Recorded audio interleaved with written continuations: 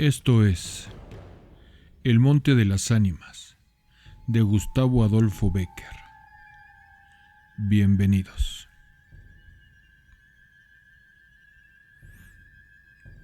La noche de difuntos me despertó a no sé qué hora, con el doble de las campanas. Su tañido monótono y eterno me atrajo a la mente esta tradición que oí hace poco en Soria. Intenté dormir de nuevo. Imposible. Una vez aguijoneada la imaginación, es un caballo que se desboca y al que no sirve tirarle de la rienda. Por pasar el rato me decidí a escribirla, como en efecto lo hice. La oí en el mismo lugar en que acaeció, y la he escrito volviendo algunas veces la cabeza con miedo cuando sentía crujir los cristales en mi balcón, estremecido por el aire de la noche. Sea de ello lo que quiera, ahí va, como el caballo de copas. Atad los perros, haced la señal de las trompas para que se reúnan los cazadores, y demos la vuelta a la ciudad. La noche se acerca. Es día de Todos los Santos y estamos en el Monte de las Ánimas. ¿Tan pronto? Hacer otro el día. No dejará yo de concluir con ese rebaño de lobos que las nieves del Moncayo han arrojado de sus madrigueras. Pero hoy es imposible. Dentro de poco sonará la oración de los templarios, y las ánimas de los difuntos comenzarán a tañer sus campanas en la capilla del monte. En esa capilla ruinosa. Bah, ¿quieres asustarme? No, hermosa prima. Tú ignoras cuánto sucede en este país, porque aún no hace un año que has venido a él desde muy lejos. Refrena tu yegua. Yo también pondré la mía al paso, y mientras dure el camino te contaré esa historia. Los pajes se reunieron en alegres y bulliciosos grupos. Los condes de Borges y de Alcudiel montaron sus magníficos caballos, y todos juntos siguieron a sus hijos Beatriz y Alonso, que precedían la comitiva a bastante distancia. Mientras duraba el camino, Alonso narró en estos términos la prometida historia. En este monte que hoy lo llaman de las Ánimas, pertenecía a los templarios, cuyo convento ves ahí, a la margen del río. Los templarios eran guerreros y religiosos a la vez. Conquistada Soria a los árabes, el rey los hizo venir de lejanas tierras para defender la ciudad por la parte del puente, haciendo en ello notable agravio a sus nobles de Castilla, que así hubieran solo sabido defenderla como solos la conquistaron. Entre los caballeros de la nueva y poderosa orden y los hidalgos de la ciudad fermentó por algunos años y estalló al fin un odio profundo. Los primeros tenían acotado ese monte, donde reservaban caza abundante para satisfacer sus necesidades y contribuir a sus placeres. Los segundos determinaron organizar una gran batida en el coto, a pesar de las severas prohibiciones de los clérigos con espuelas, como así los llamaban sus enemigos. Cundió la voz del reto, y nada fue parte a detener a unos en su manía de cazar y a otros en su empeño de estorbarlo. La proyectada expedición se llevó a cabo. No se acordaron de ella las fieras. Antes la tendrían presente tantas madres como arrastraron sendos lutos por sus hijos. Aquello no fue una cacería. Fue una batalla espantosa. El monte quedó sembrado de cadáveres. Los lobos, a quienes se quiso exterminar, tuvieron un sangriento festín. Por último, intervino la autoridad del rey.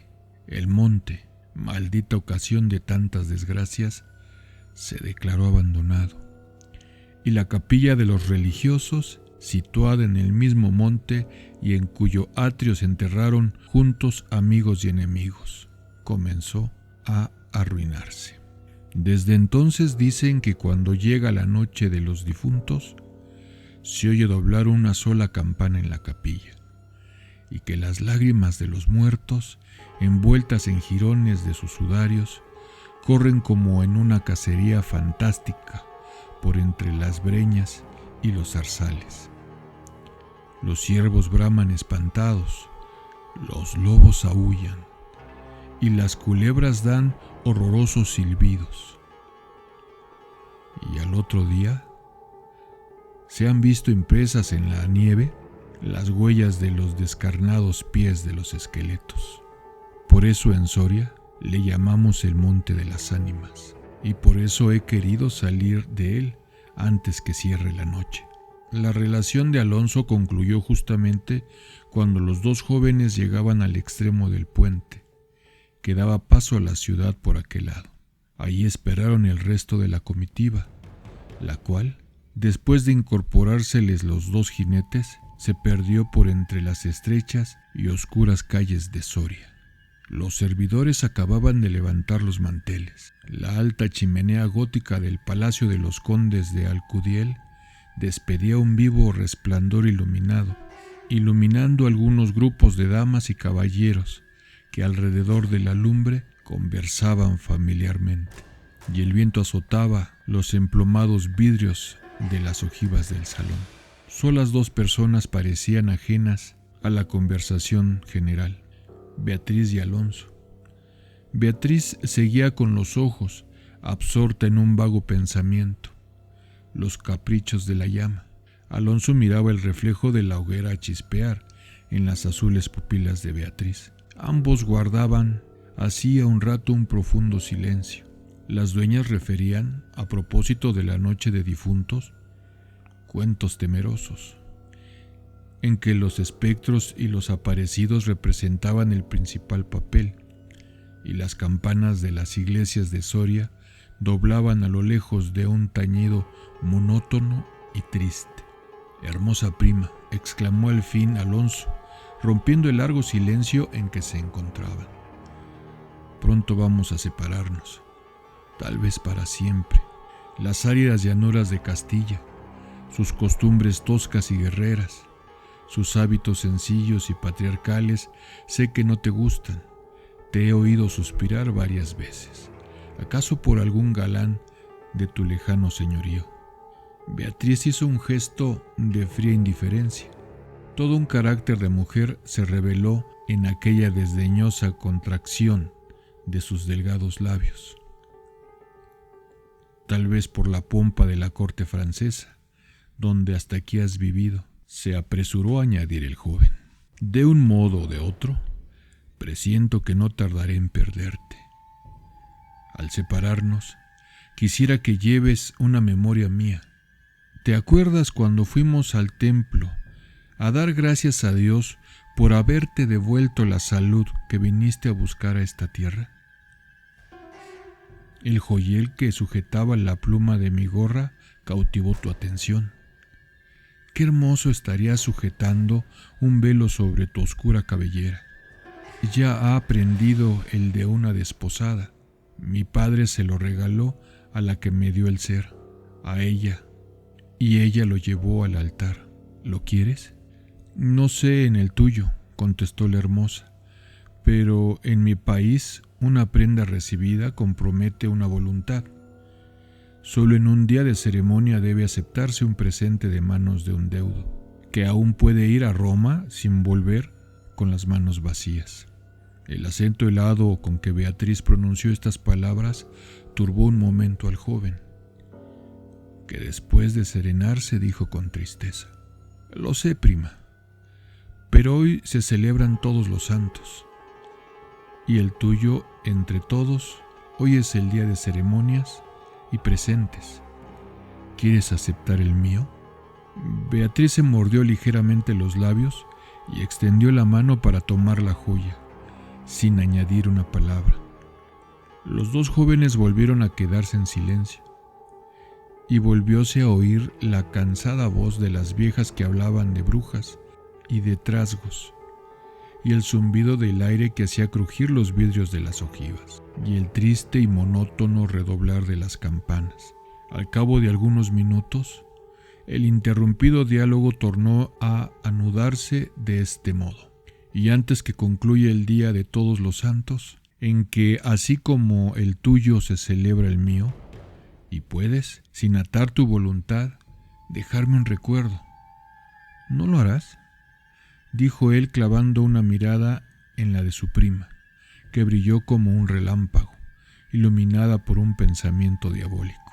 ¿Por qué no?, exclamó ésta, llevándose la mano al hombro derecho como para buscar alguna cosa entre los pliegues de su ancha manga de terciopelo bordado de oro.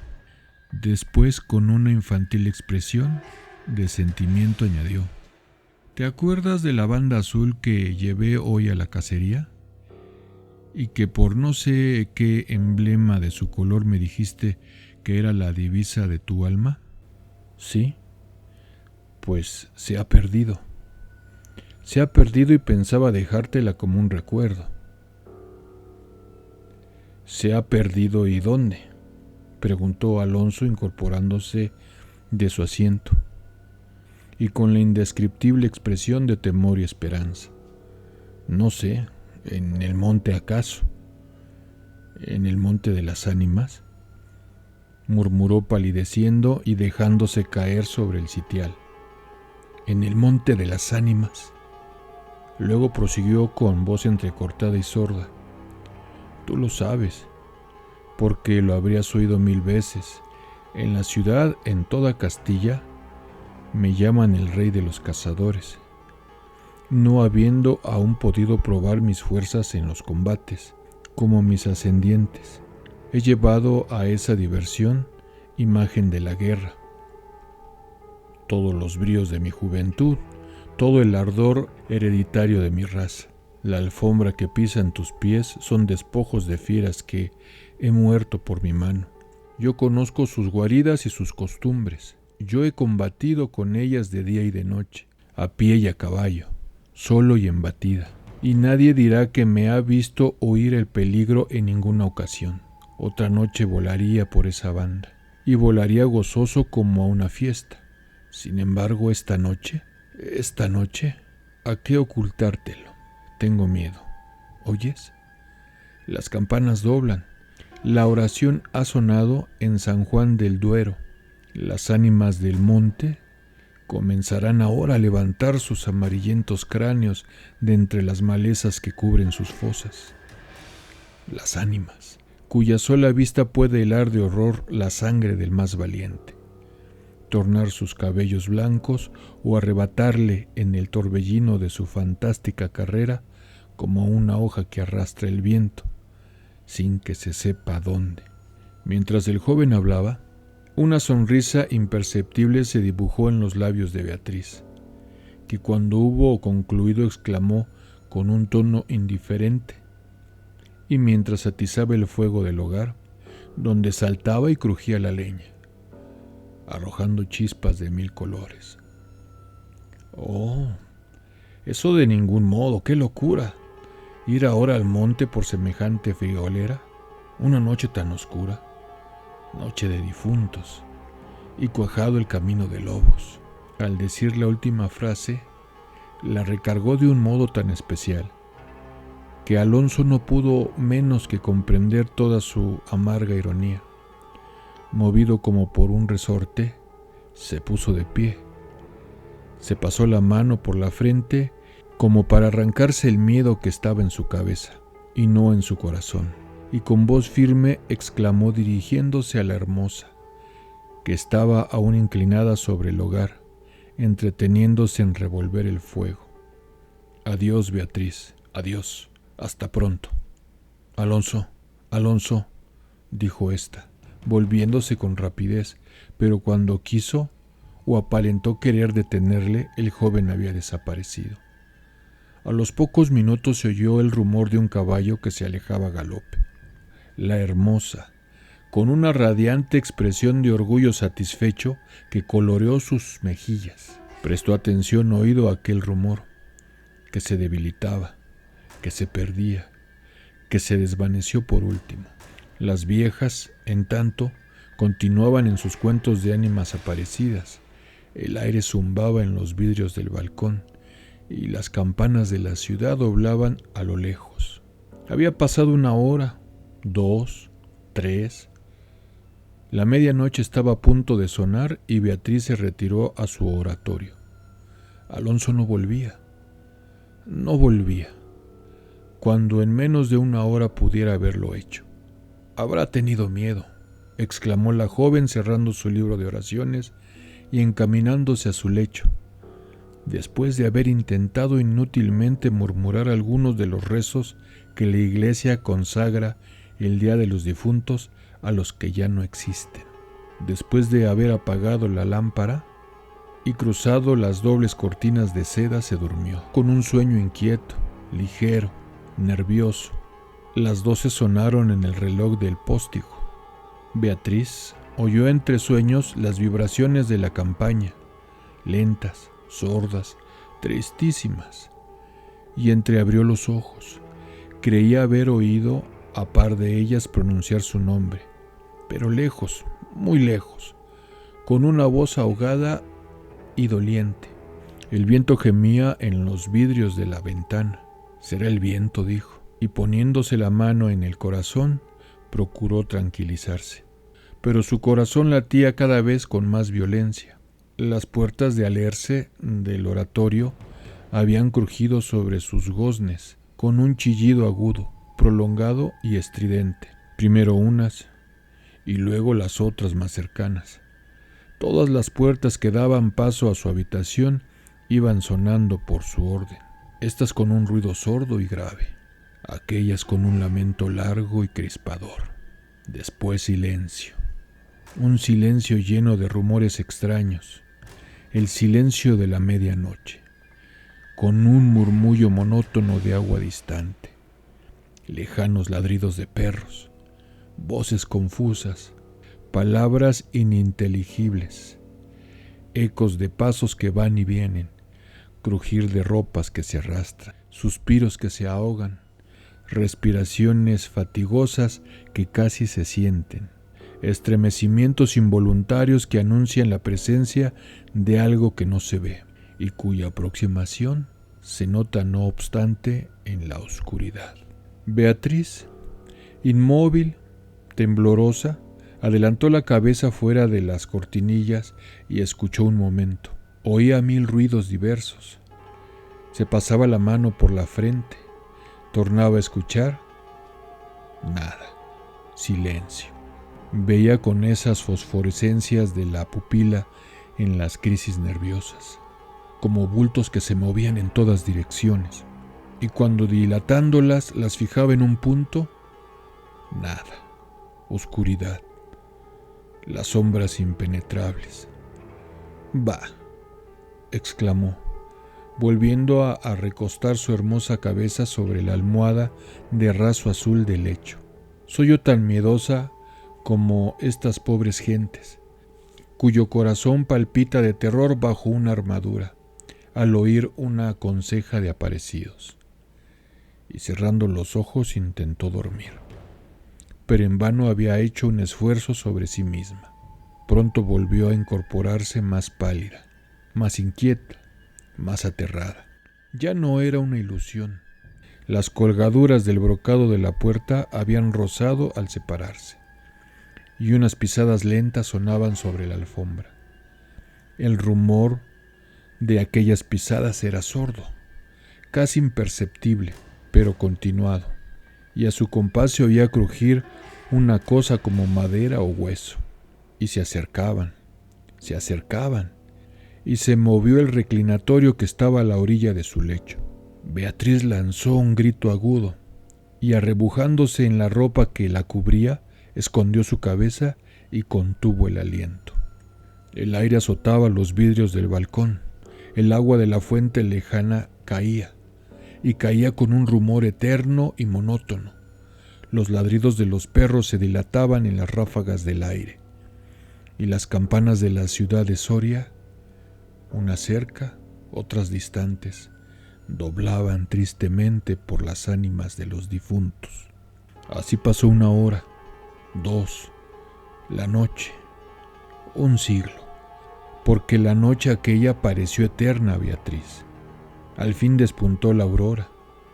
Vuelta de su temor, entreabrió los ojos a los primeros rayos de luz. Después de una noche de insomnio y de terrores, es tan hermosa la luz clara y blanca del día. Separó las cortinas de seda del lecho y ya se disponía a retirarse de sus temores pasados, cuando de repente un sudor frío cubrió su cuerpo. Sus ojos se desencajaron y una palidez descoloró sus mejillas. Sobre el reclinatorio había visto sangrienta y desgarrada la banda azul que perdiera en el monte, la banda azul que fue a buscar a Alonso.